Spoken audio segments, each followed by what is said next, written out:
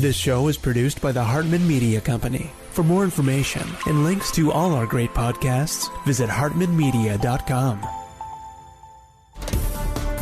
Welcome to the Holistic Survival Show with Jason Hartman. The economic storm brewing around the world is set to spill into all aspects of our lives. Are you prepared? Where are you going to turn for the critical life skills necessary to survive and prosper? The Holistic Survival Show is your family's insurance for a better life. Jason will teach you to think independently, to understand threats, and how to create the ultimate action plan. Sudden change or worst case scenario, you'll be ready. Welcome to Holistic Survival, your key resource for protecting the people, places, and profits you care about in uncertain times. Ladies and gentlemen, your host, Jason Hartman. It's my pleasure to welcome Dr. Michael Rectenwald, and he is a multiple New York Times best-selling author of several books, including Beyond Woke, The Google Archipelago, The Digital Gulag, and the Stimulation of Freedom, Springtime for Snowflakes, Social Justice and Its Postmodern Parentage, and the new book, Thought Criminal. Michael, welcome. How are you? Fine. Thanks for having me. Yeah, good to have you. Good to have you. So, what you're talking about is pretty darn timely. There's so much going on. Where would you like to start? Well, we could talk about what's happening now with what we're going to see is the kind of purging and crackdown, further censorship. It's going to be exacerbated now because of the events of January 6th. So we could talk about why, just why is big digital, as I call them, Facebook, Twitter, all the social media plus Google, why are they leftist and so forth? Why are they basically following a leftist playbook? They can't actually debate the issues on their merits, so they have to silence, just like Hitler and Stalin and Pol Pot and Mao and all the rest. They have to silence people because there's no debating. There's no debating on the merits. They can't win a debate. So it's really a very sad state of affairs. I mean, to think that Twitter and Facebook shut down the social media accounts of the President of the United States. Yes. Regardless of, you can hate the guy if you want, but and even when the accounts were up, he's having to censor his own words. He's having to self-censor because they'll put fact-checker notices in front of the things. They will delete tweets. They will ghost tweets or posts. Doesn't have to be tweets.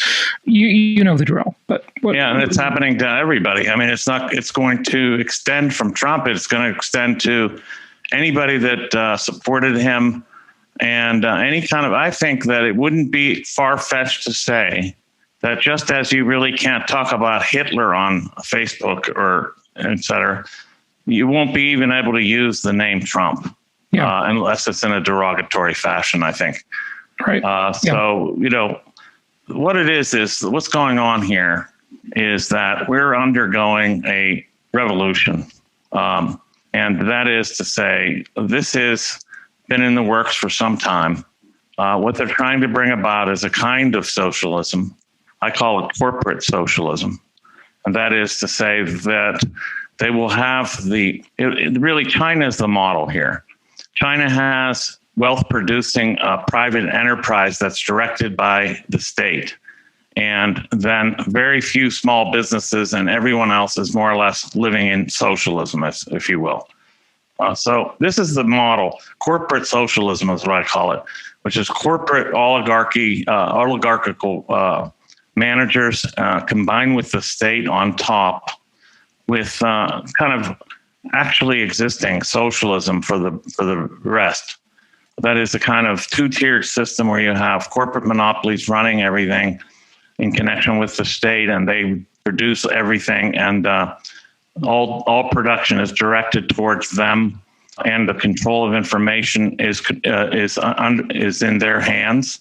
And effectively, you have everybody else living under sort of subsistence conditions with extremely abridged personal liberties. Our rights will be and are being eroded daily. Yeah. So let me just give a little context for that, if I could. So we have this situation where, there has been this ongoing debate about social media censorship, about the mainstream media, and manipulating all the puppets, all the pawns in society who aren't thinking, they're not asking compared to what. People cannot possibly know, evaluate, or believe what they never see or hear. Right. They just, if they don't ever see or hear it, there's this giant void. It's not like people in North Korea are walking around thinking about, well, what about this other way of life? They don't know. There's none. Yes, it's completely shut down. It's beyond censorship. It's kind of a memory holding or disappearing of other views and other perspectives and anything that contests the kind of corporate socialist agenda. Mm-hmm. So to your point about the corporate thing, I just wanted to kind of give some context for that, if I may. So I say that COVID was the dream of the tyrannical dictator because they could shut down all the small businesses. Only the giant oligarchical corporations could, they've done very well through the whole thing. Very well. And most of these small businesses are owned by, guess what? Trump voters. Right. Okay. Exactly. Right? It was a way to politically punish those who had really put liberty and self-determination and the free enterprise system above all else. And instead of, it was a way to, and so what happened there was that we've lost, according to the Foundation for Economic Education, we will have lost at least 50% of small businesses over the COVID response measures. Right. And then you institute a universal basic income stimulus. Exactly. Everybody's now forced to live off the government dole, whether they want to or not. They could be totally self-reliant people, but this is the world they've been forced into. They're being forced into it because other means of generating income through enterprise, and business is being stripped of them. Yeah. It's being stripped. So we're talking about a situation in which universal basic income will then come along and they'll say, "We'll see, we saved you. We're going to bail you out, and you're going to be fine, but you have to subscribe to our dictates, which will include a lot of contingencies, like, for example, the medical passport, the updated and regularly accepted vaccines for every mutation of the virus, perhaps." And then without which you won't be able to do much. You may not even be able to leave your residence. Right. So this is really what's afoot. And so this is kind of a color revolution, really. And I'm not saying it's China is involved. I really can't parse out whether China is just a model for the globalists or whether they have major influence over them. But the two are working hand in glove, in effect. The Chinese do propagate a lot of propaganda here. They started the lockdown propaganda in the first place as a way of responding to the virus. But it's been picked up and run with by democratic dictators in these various regions, using cynically federal or notion of federalism. In effect, they've used that as a way of instituting draconian lockdown measures that are just beyond decimating our local small business economies. And it's going to get a lot worse in terms of restriction of freedom. It's like we're dealing with the era of McCarthyism in a way, because now we've all been earmarked. All the big tech companies know who supports who, right? And they know who to come after and whose businesses to ruin online. Not just in physical form, if they have a restaurant or a gym or something like that. They know who to ruin online, who the search engines can favor and disfavor. And as soon as the universal basic income is instituted, which we both know it's coming, or some version, we don't know exactly how it'll work, but it'll likely be in the form of some sort of expansion of the EBT program. That's how they'll deliver the money to people, or through literally a digital dollar, a cryptocurrency, a Fed coin, and that'll be on your phone. And guess what they'll be able to do? They'll be able to make your money expire on your phone. That's right. So you'd have to spend it in a certain amount of time. That's right. There'll be negative interest rates. They could say that you can't spend it more than 3 miles from your home. Right? They could geotag it. They could, say what you're allowed to spend on and not spend on. It's quite scary. Yes, a digital currency will be a means of total control, because they'll also be able to outlaw certain vendors that they can't receive digital currency. I wasn't thinking of it from the vendor side, just the consumer, but you're right. So centralized digital currency, or CDC. And, so all of this is coming together also along with the vilification, of course, of Trump and anybody associated with him. And the ripples will continue to go far out from his closest advisors, but it'll go far, far beyond that. So, for example, just recently, a football coach, I think in Georgia, criticized Stacey Abrams and was fired summarily just for criticizing Stacey Abrams and saying something about how they fixed the Georgia runoff election. So lost their job. So we know about the book deal that was just canceled. I mean, your book, Pauly's book was canceled. So they're just going to cancel everybody that's not in compliance, and it'll take a while for it to ripple out to everything. Luckily, for myself, I have a small independent publisher that isn't going to cancel me. But how might they get to them? It's really hard to say. Maybe they'll be able to shut down their printing access, and other things like that. So there's always, or the distribution through Amazon, things like that. Of course, Amazon is a big player here, and they have benefited from all of this corporate socialism already, to the tune of $50 billion, I believe. Bezos directly, that is in his private holdings. I think he's picked up 50 million or more billion. Sorry, God, what am I saying? 50 billion or more over the COVID lockdown crisis. So they're just, it's thinning out the herd, getting the underbrush of small and mid-sized businesses out of the way, funneling all production to these approved stakeholder capitalist groups.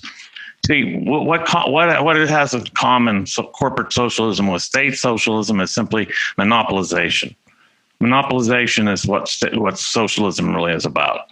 It's a monopolization of the means of production, distribution, and avenues for consumption. This is exactly what is afoot. It's only done in connection with these oligarchs in this case. So you know what it is, that they're leading the pigs to slaughter, right?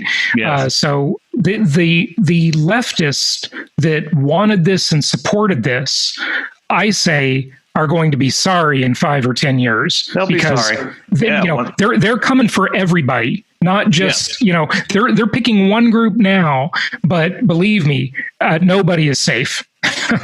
These socialists who have been promoting socialism on the ground, they will miss the free market when it's gone, if it goes all the way out of existence.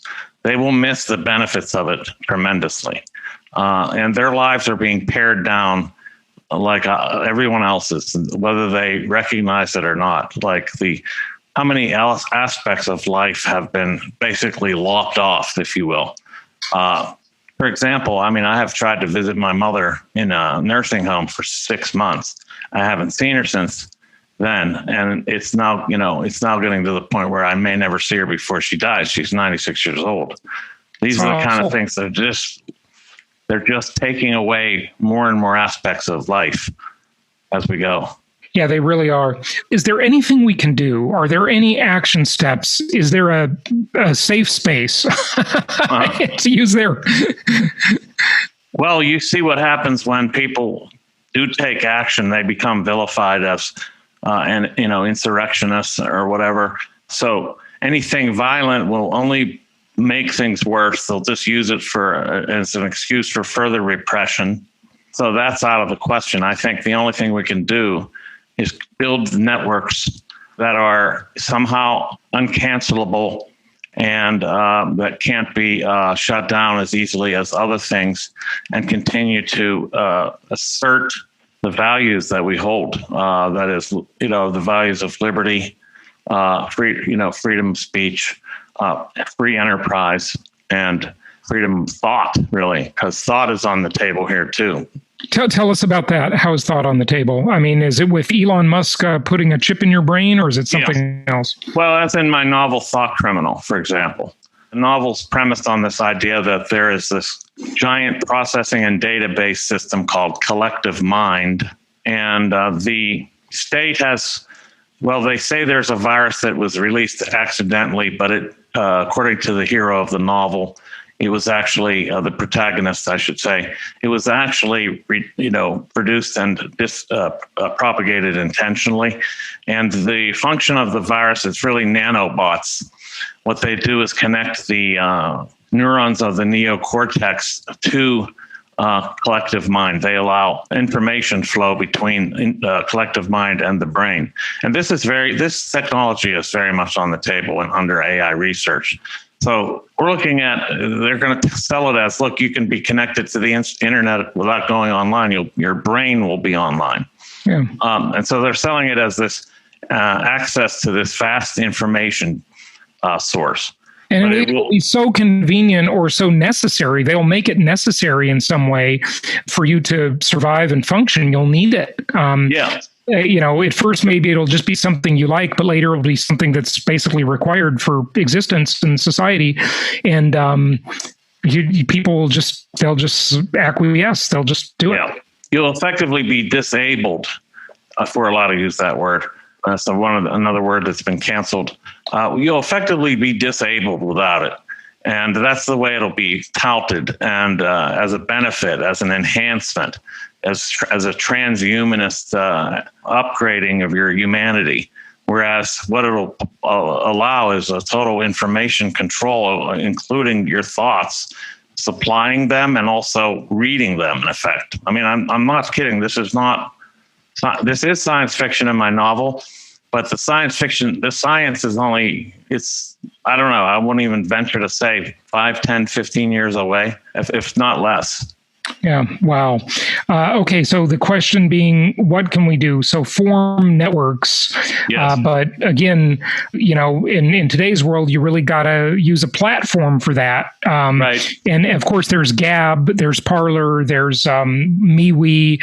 There are alternatives, but it's very hard to break the network effect. Metcalfe's law, and that's why Facebook and Twitter just have a commanding lead that is very hard to dislodge. Yeah, that's right. Yeah, that's right. The network effect. So we have to try to, use the network, try to build networks of, as I call it in the novel, networks of thought deviationists. They're deviationists not because they're deviant. They're deviationists because they deviate from acceptable opinion, and they also have independence of thought, and it's not being controlled by a collective mob. A collective technological technocratic overseer. That's the only thing I have right now. I wish I had the answers on how to totally resist this and overcome it, but this is where that's where I have to leave it on that score. Yeah. Okay. Well, what else do you want us to know? I mean, you've got an awful lot of stuff in all of these books that you've done. Just anything you want to share, stuff we're not hearing in the news. I think pretty much the information is out there, and people that are listening probably already know. But I really think that I want to discuss like how this woke ideology functions and what its use has been. Really, I think people don't connect the pieces together. This is what I've been trying to do. Mm-hmm. So this wokeness is really the ideological component of all this.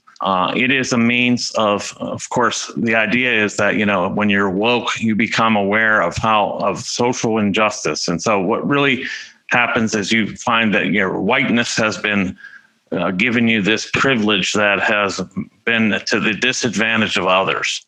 and that nothing you own or have achieved is really from your own merit. It's based on this privilege. So what does that set up? It sets up a situation in which this can be revoked. This idea of privilege is something that can be stripped from people. So that's why they figure it as such. So what the idea is here, this is the ideological component for making people accept reduced circumstances, reduced freedoms, and reduced potentialities. Wokeness is really about leveling us to this lower level, second tier, so-called equal, fair economy. And basically, it is about stripping us of anything that makes excellence rewarded, that makes achievement meaningful, and makes life worth living, frankly. That's what wokeness is about. Yeah, it's interesting. It's also, and it's certainly not just whiteness. It's everything. Anything right. You have that someone else doesn't have, it's going to be a guilt trip, and you're evil, and so on and so forth. But it's interesting that they want to glorify and reward these things that would normally be considered bad character traits, True. Right? If you're, look at, for example, the 7 deadly sins, right? Sloth, right? Gluttony, right? It's like they're greed. It's okay to be greedy if you're a corporate oligarch, but it's not okay to be greedy if you own a little small business somehow. Right. Somehow but if you're a news anchor, that makes $4.5 million a year, that's okay.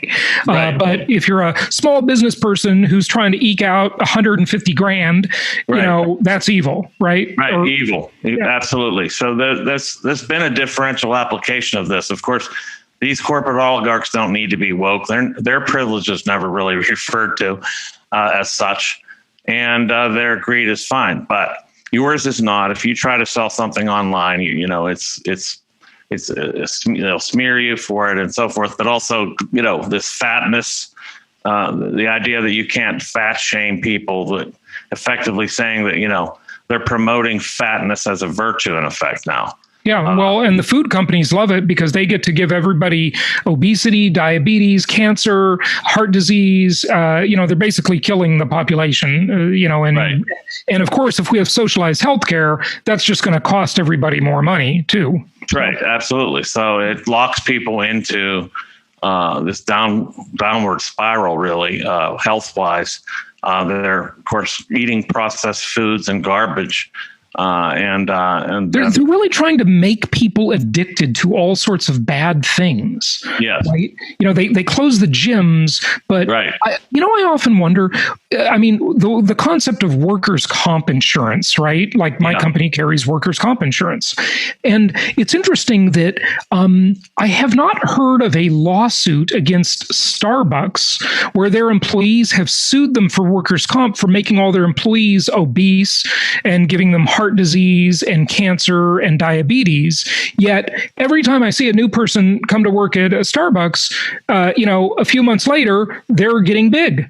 It's just like if you work there, you're going to eat the trash they serve, the poison they serve, and they're hurting you. They're injuring you at work.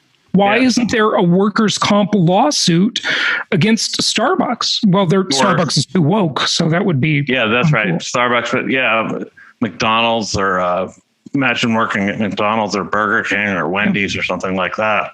Well, those companies are evil because they're not woke, but Starbucks is woke, right? Yeah. Starbucks is woke, so they're immune. Yeah. That's part of the other way the wokeness works. It immunizes you. So what's the fastest way to keep from being called what's the best way to keep from being called a racist? It's to accuse other people constantly. Exactly. So you never have to look internally, look in the mirror. Yeah. Well, it keeps the tension off of you as well. Yeah. But those people will get eaten, some of them anyway, because this is a self-immolating ideology. I say that the bright side is that this can't work. It can't last for long because it'll fail. This corporate socialism, of which woke ideology is the ideological foundation, it can't work because there won't be enough wealth production and innovation to continue to support growth. In fact, the World Economic Foundation is actually anti-growth, anti-GDP growth. They're saying that we need to shrink the economy, right? Because the economy is destroying our habitat. It's causing global but none warming. of those people, none of those woke people at the World Economic Forum are giving up their private jets. That's right. Never. They're big carbon footprint polluting private jets. There are multiple mansions in numerous locations that they have to travel back and forth to and heat and cool and construct. They just don't want you to have a car. Yeah, but they've got their yachts that pollute like crazy. Right. Yeah, you're not allowed to drive a car down the street, but they can jet set around at will. Right. So it's full of contradictions and hypocrisy, naturally. But just like the Soviet Union crumbled, and the other thing is that China, as such, can't really succeed without the open economic basis and free market of the United States. So its economy will implode, probably first. Its economy will implode as the United States shuts down its innovative capacities and its entrepreneurial growth. China will be the first to implode because they've been operating on Keynesian economics and effectively just trying to stimulate the economy with state spending without real production for any value for things that anybody wants. They got, buildings upon buildings just vacant, they're just producing and then just making money from exports, which will obviously eventually dwindle because there'll be less spending in the United States thanks to all this. So theirs is the economy that could crash first, and ours will be not far behind it. So then we'll be picking up the pieces, after the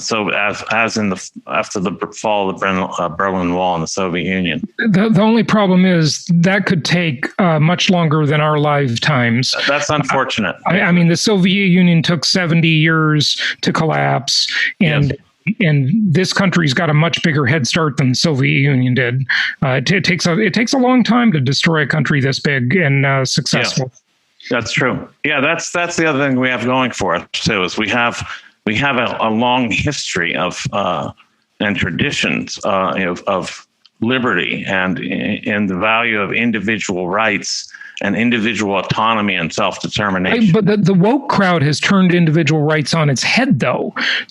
They've perverted the meaning of it. Your rights are an infringement of my existence. They are violence. Your words are violence, but our violence is speech. Your speech is violence, but our violence is speech, effectively. Yeah, right, they're the foot soldiers. The Antifa and Black Lives Matter activists, they're the foot soldiers of this corporate socialism. They're actually doing the work that these corporate socialist oligarchs want done. They are accessories to the crime, really. Mm-hmm. Yeah, they really are. So, gosh, I just don't. I don't know where to go with this. Like, what do we do? I'm sorry. Everybody wants to know what to do. How? I mean, do you think? Oh, well, two things. Number one, do you think there will be any kind of a secession movement? Or I hope so. I mean, you know what's interesting. And before you answer that, just let me give you a little more food for thought there. It's interesting to see the cryptocurrency rise kind of alongside this, because so much of it is about economics and sound money, and that the crypto thing makes you free from the system. And I don't know. What do you think? I think cryptocurrency, as long as it's not centralized and controlled by the central banks, is definitely a way to build and continue to feed these networks that I'm talking about. It is a parallel system that could keep us from imploding altogether. Cryptocurrency is definitely one thing. Politically, secession is another. And decentralization, to basically drop out from the centralized system altogether. The problem with secession, in the sense that I can only think about it, and I think most people think about it, is that it's sort of a state by state concept, and everything's so mixed up. How would you ever get, I live in Florida, for example. Okay. And Florida is, I think a pretty well-run state. I like our governor. Now, you're the best run in the country. Yeah.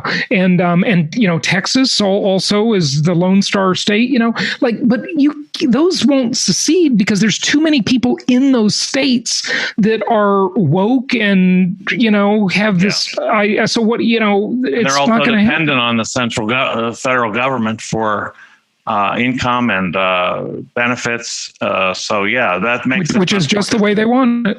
Yes, exactly. That makes it much more difficult. Decentralization is the answer, obviously. How do we go about it is the question. Yeah. And I'm guessing you don't have a thought on how do we go about it, because I sure don't.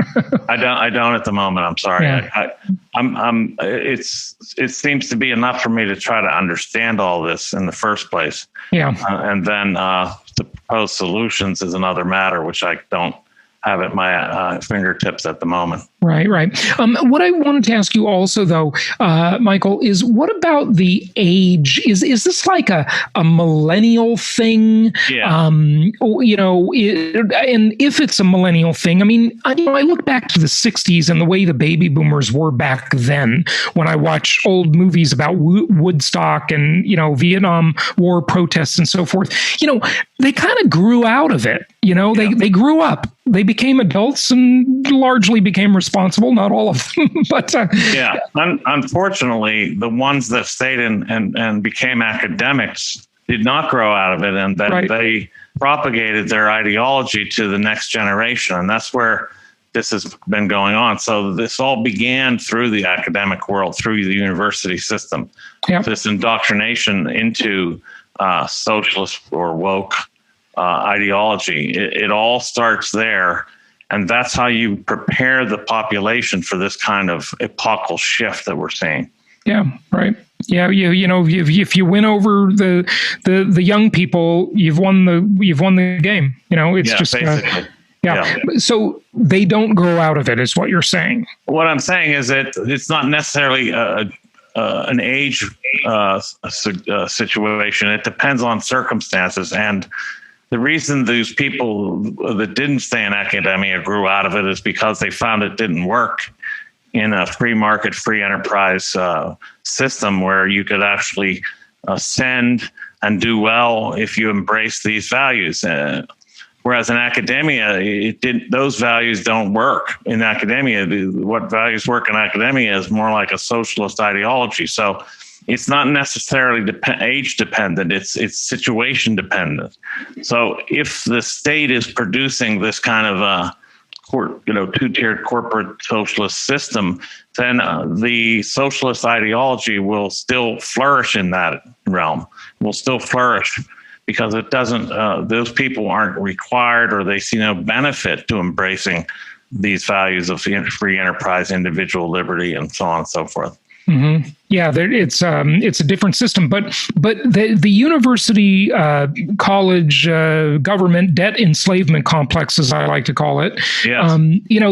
That system seems like it's got to be on the way out, even under Biden and Harris. It just can't last or work because because it's a ripoff. It's a scam. It's a total ripoff. And they've totally avoided reducing their costs with technology. Like every other industry has become cheaper, more efficient, better with tech. One professor in every subject, just pick the best professor in the world. They could teach the entire planet on Zoom. Right. And they're doing this without they are using the low tech, using high tech, low cost technology. But they're not giving a discount. They're not passing it on to the consumer. Not at all. They haven't lowered tuitions one bit. In fact, they'll continue to rise.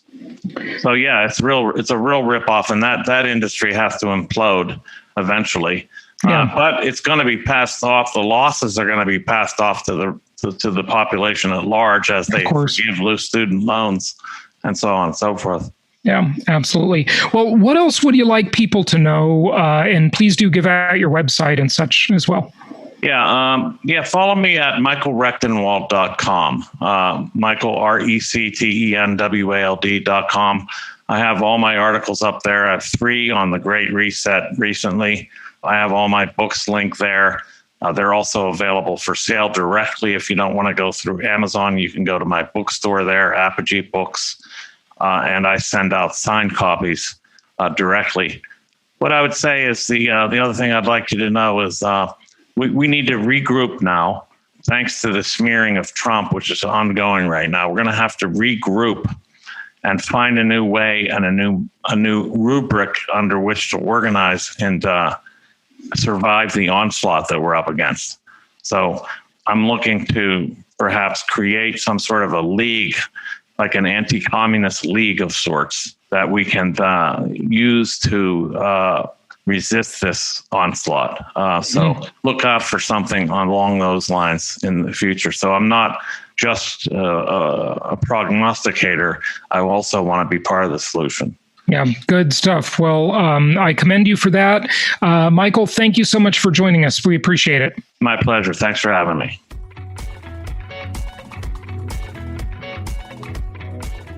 Thank you so much for listening. Please be sure to subscribe so that you don't miss any episodes. Be sure to check out the show's specific website and our general website, hartmanmedia.com, for appropriate disclaimers and terms of service. Remember that guest opinions are their own, and if you require specific legal or tax advice or advice in any other specialized area, please consult an appropriate professional. And we also very much appreciate you reviewing the show. Please go to iTunes or Stitcher Radio or whatever platform you're using and write a review for the show. We would very much appreciate that. And be sure to make it official and subscribe so you do not miss any episodes. We look forward to seeing you on the next episode.